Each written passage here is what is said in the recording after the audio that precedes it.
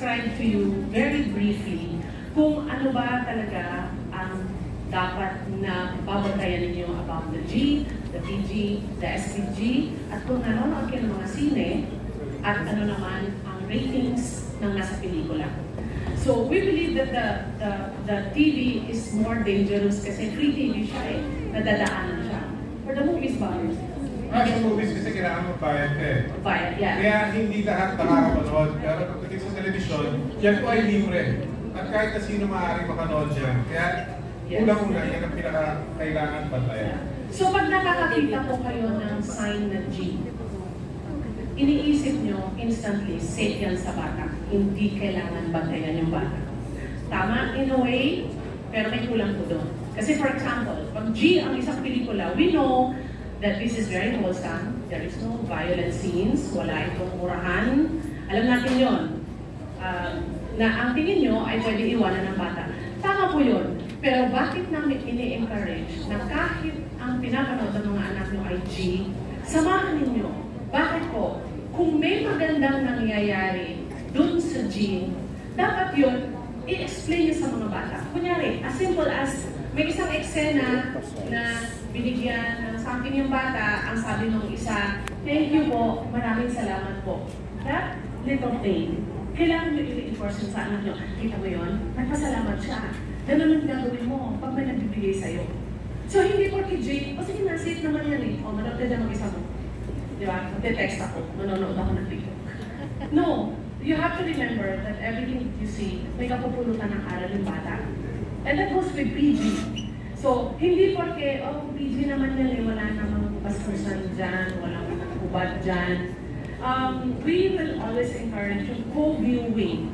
Kung naiintindihan niyo po yung ibig sabihin ng co-viewing, ito ay sabay na pinapanood ninyo at ng mga anak ninyo yung mga palabas. Sa TV, si Liam Bob mamaya sa movies naman siya. So, ang unang-una, paano niyo po malalaman na tama yung pinapanood ng mga bata? Kahit parang safe naman, di ba? Usually, ang nangyayari po dyan, kapag nanonood ang mga bata, it's actually the parents who want to watch. Kunyari, nakita, uy, Batang Quiapo na. Di ba, asan na yung taga-Batang Quiapo na yung board member dito? Diba? Credit ka pumayo para... Kilala nyo siguro yan. Sino nanonood ng Batang Quiapo dito? Taas kamay. Yan. Yan. Actually po, hindi, you should not take this attitude. Halika manood ka, SPG naman pa sa katabi mo. The grave mistake of co-viewing is the adult is just sitting beside the child. Akala nyo, pagkatabi yung bata, at kung kailan lang may violence o may ano, dun lang yung explain, mali po yun.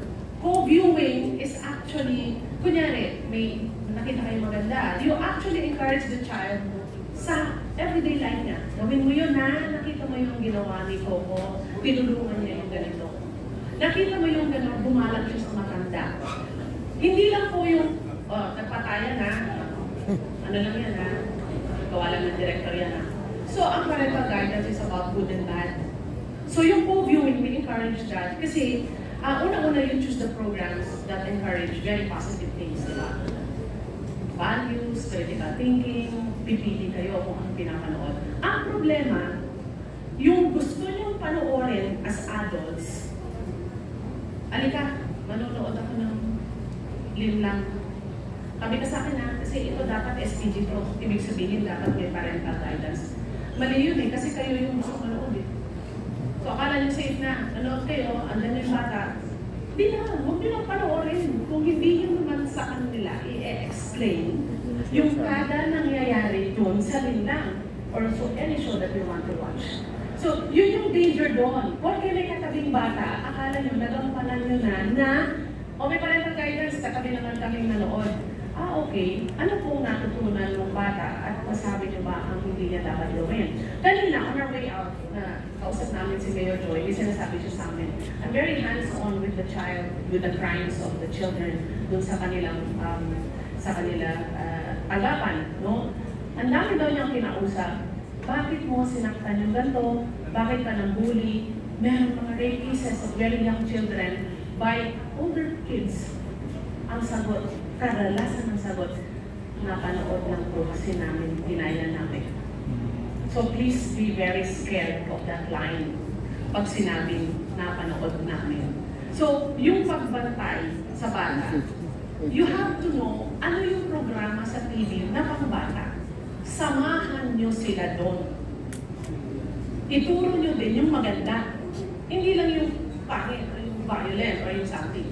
So good and bad. Pag bad, yung SPG, kung tatanungin nyo kami, kasi kami we rate, no? So, ako tatanungin nyo personally, pag may nakita kayo SPG, huwag nyo na iupo yung anak nyo. Huwag nyo na iupo. Kasi ang SPG is a very maximum tolerable PG. Strong parental kayo. So, example, mag-asawa, goodbye, nag-kiss, G yun. Happy family, yun yung context. Dito kayo mag-asawa? Pag kami mag-asawa. Pag PG, yung kiss, so, yung PG ng family na nag-kiss, nadagdagan na. Medyo may halika ng matagal, medyo papuntang kwarto na, PG na yun. Pero same situation. Yung SPG, Diyos ko nalaglag na yung panty. Natanggal na ng jacket. Kubad na. May panty na. So, kaya ako tatanungin nyo, so ano kung pwedeng SPG sa bata? Wala. Diretsahan tayo, pag SPG nakita nyo, what is very, especially Strong very parental guide. lalo na yung tayo, we work. Minsan mga noontime shows. To adults, that's harmless. Yung mga sexual joke, harmless yun. Sa atin, nakakatawa. Sa movies naman. Dayahin lang ng kids, pwede ko bang sabihin na kunyari, may pinatawag kami na isang, kasi sinabi, kumaan dancer, ang sinabi, uy, naka-peg shorts ka. Pinatawag yun, ang NPRCD. Pero all of them thought, tanggap naman po yun eh. Pag maiksi yung shorts mo, pinatawag mo naman ng, sorry for the peg shorts. Ay ayaw ni Atty. Sally. Pag may peg shorts daw dyan, that is always referring to the reproductive organ of the babae, the genitals, that should not be mentioned aside from the fact that ang pinapanood mo ay isang medical show na pinag-uusapan ay medicine or anatomy ng katawan. So, yun yung mga dahilan na namin pinapatawag. But I'm sure kayo, akala nyo okay yan. May batang 6 years old, narinig, gusto nyo ba yun? Mama, gusto mo ba yung peg shorts ko? Di ba mas maluloka kaya kayo? So these are the things that you have to be very careful about with the kids. So ako, I will drop my little kasi pag hindi niyo ako binigil, so ilalap ko na yung akin para I can turn over to the movies naman kay BLBA. Ang gusto ko lang sabihin sa inyo ay ganito. When do you know that what you are watching is really PG, SPG, G, or minsan, kahit na hindi nyo makita yung ratings ng NPRCD, paano nyo malalaman na dapat yung bantayan ang eksena sa pinapanood ng mga anak nyo? Di ba nung grade school tayo, may subject tayo, HECASI. Nung araw, kami matatanda social studies, tawag doon nila. So ngayon yata, HECASI pa rin ba? History, they talk about that. Di ba there are 4 units in a society? You have the family, you have religion, you have community, and you have the government. Ang intindi natin ng family is a safe haven for us, for the children, sa magulang. Kapag nakakakita kayo ng eksena na yung tatay ay ng babae may kabit, yung anak may domestic violence, may abuse, that goes against the idea na family is a safe haven. Babantayan nyo na yung mga anak nyo kasi ang papanood nila, hindi naman totoo yun.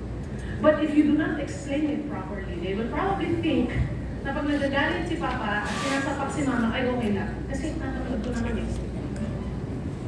Sa family yun. Diba? So, pagdating naman sa religion, you also have to be very careful kasi majorly Catholic tayo, tinuturoan tayo na respeto sa magulang, sa Diyos natin. Do good. So, pag may nakita na naman kayo na binablaspheme, hindi sinusunod yung religion, madali naman tandaan eh, 10 Commandments. Lahat ng pumunta na ng 10 Commandments, SPG yun. Thou shalt not steal, thou shalt not covet, neighbor's wife, respect your God, Thou shalt not have any other gods before me. Lahat ng kontra sa Ten Commandments. SPG yan. So, kailangan nyo yan i-explain ng maayos. And then, community. Community, tinuturoan tayo, bayanihan, be kind, be a man for others, tulungan. And then, nakakakita kayo sa TV na akyat bahay, bigla tayong naubos yung bala ng travel sa kalaban, sa sobrang violent. So these are the things that you watch out for. Kasi dala-dala ng bata yan eh. Dala-dala talaga nila. And then of course the government. Minsan naman may nakikita kayo na hindi performing yung iba talaga medyo may bad record na sa government ng mga tao natin. But you do not want your children to grow up hating yung mga nakita na may pulis na corrupt. You don't want your child growing up thinking na lahat ng pulis gano'n. So yun yung babantayan nyo doon, o ito nga, eksena yan. So yun yung co-viewing with parents, ito na, last na talaga. Sabi ko last na kanina, pero last na ngayon. Ang babantayan nyo, pag sinabing co-viewing, ang unang-una nyong gagawin ay hanapin. Mga anak nyo, mahilig sa TV, lahat. Ang unang-una nyong gagawin as parents and teachers, hanapin sa favorite channel ninyo, ano yung mga shows pang bata. Sa umaga, sa ganito, hanapin nyo yun and sit with them. Co-view with them. Teach them the good things dun sa G-show na yun. Ngayon, kung hindi maasahan, ay di maiwasan na mapapanood mo yung papuntang PG at SPG, lalo pang hindi nyo sila iwanan. Kasi kung iwanan nyo sila na hindi na-explain, they will understand it in their limited capacity to understand na mali. So, yun lang po ang aking may talakayin about that. And then, I will now turn over to you sa dati po namin heartthrob